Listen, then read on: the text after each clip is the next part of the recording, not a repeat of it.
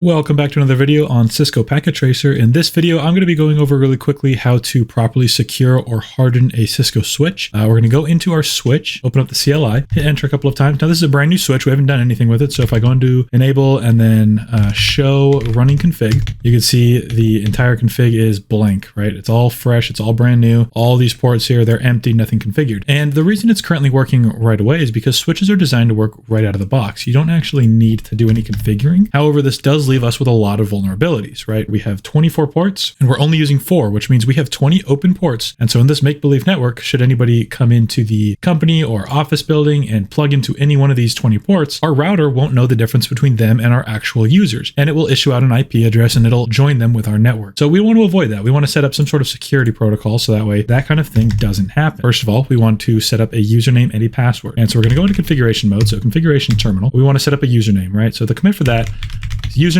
and I will do my first.last. And then after this, privilege 15, which is the highest level on all Cisco devices. And what you would do on a normal switch, you would do something along the lines of Algor and then script and then secret and then your password. Now this command is not supported on Packet Tracer, but what that does is it gives you the highest level of hashing for your password. And unfortunately, because Packet Tracer is a simulator, not an emulator, it doesn't have all functionalities of the Cisco operating system. So unfortunately, we can't do that here. We are just going to type in secret, which will hash it at a level 5. The password Cisco 123. And of course, we already learned the last video, we have to go to line con 0, which is our console port. And we want to type in login local. We want to force the switch to use our username that we have put into the system. Once we've done that, we can go ahead and exit out again, and exit one more time. And now just to test it out, we're going to hit enter, and it's working perfectly. It's asking us for our username to log in. So Matthew.Wester and Cisco123. Now, the next thing we want to do, we want to change our host name. That is something that you always want to do. So we're going to switch this up to host name, and we're just going to call it SW1. And that is perfect. We see it took effect immediately right here. So let's go ahead and do show run really quick again. We know for a fact we're using the first 4 ports because we have 1 for the router and then 3 for the computers. These 4 ports right here. We're going to do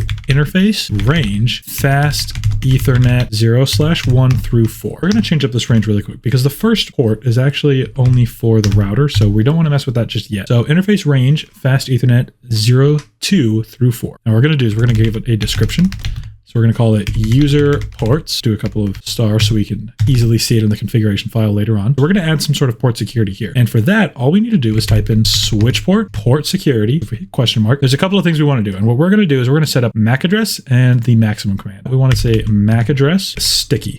And what that does is it's going to make all of these switch ports right here, these 3 switch ports, remember every single MAC address that is plugged into it. And now what we're going to do is we're going to type in port security again. We're going to say maximum, and we're going to say 2. So that means each of these ports can remember a maximum number of 2 MAC addresses before port security will trip and it will shut the port down. So now that we've done that, there's one more command we want to put here, spanning tree port fast. And this will make it so that way these specific user ports will green up faster on the reboot for the switch. You never want to type port fast into a router connected or another network device connected port. However, for user ports, it is perfectly fine. After that, we want to get out of these interfaces and we're going to go to interface fast Ethernet 0/1. Let's see, fast Ethernet 0/1. And this is our port right here that connects to the router, right? So we want to go ahead and give this its own unique description. Link to router. Go ahead and exit out. Now let's take a look at our running configuration and see how things have changed. So we can see our username here in play. That's great. We hit enter a couple of times. And now we see that our first few ports are all configured, right? We see description on our link to the router. We see our 3 ports for users, but all these other ports right here, they're all still empty and anybody can still plug into them, right? And because they don't have port security on them, anybody can still plug in and just be received into the network. So the next thing we want to do, we want to create a separate VLAN, which by default we're using VLAN 1. And we're not going to change that for this video. However, it is common practice to avoid using VLAN 1 for proper security measures. Now what we are going to do is we're going to create a new VLAN and we're going to call it